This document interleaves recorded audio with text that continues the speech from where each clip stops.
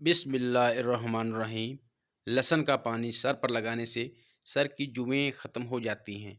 गुलाब के अर्क में पिसी हुई फटकड़ी मिलाकर रात को चेहरे पर आधे घंटे तक लगाने से चेहरा नरम व नाजुक और शदाब हो जाता है और दाग धब्बे भी जाते रहते हैं।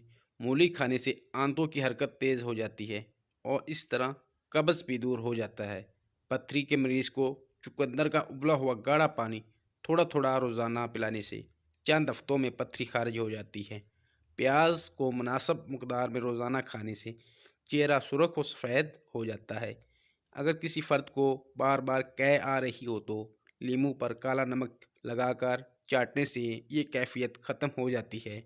अगर सालन में नमक ज़्यादा हो जाए तो एक साफ़ सुथरा कागज़ का टुकड़ा सालन में डाल दें। कागज़ नमक को जज़ब कर लेगा। हाई ब्लड प्रेशर से निजात के लिए हल्दी, सौंफ और ग्लूकोस हम वज़न लेकर पीस लें और रोज़ाना एक चाय का चम्मच सुबह नहारे मुँह रात होने से कुछ देर पहले खाएं, फ़ायदा होगा। आंतों को ताकत के लिए जैतून के तेल से बेहतर कोई दवा नहीं है।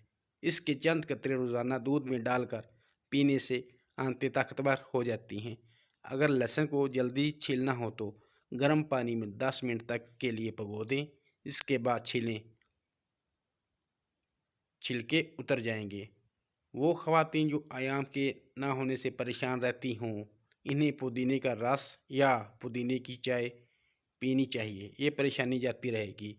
अगर कोई फ़र्द खांसी में मुबतला हो तो उसे बड़ी इलायची पीसकर इसका थोड़ा सा सफ़ूफ सुबह शाम पानी के साथ खाने से खांसी छुटकारा मिल जाता है।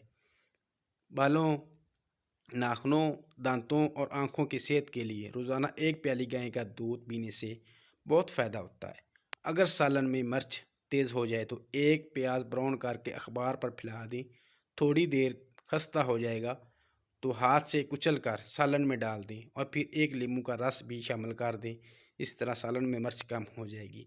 अगर सालन बनाने के शोरबे, कोरमे या सब्ज़ी के ऊपर घी या तेल ना आ रहा हो तो इसमें आधा चम्मच कसूरी मेथी शामिल कर दें।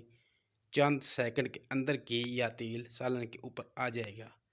नाजरीन, अगर आपको ये वीडियो अच्छी लगी हो तो हमारे चैनल को सब्सक्राइब कर दें और बेल का बटन दबा दें ताकि हर नई आने वाली वीडियो आप तक पहुंचाई जा सके। शुक्रिया।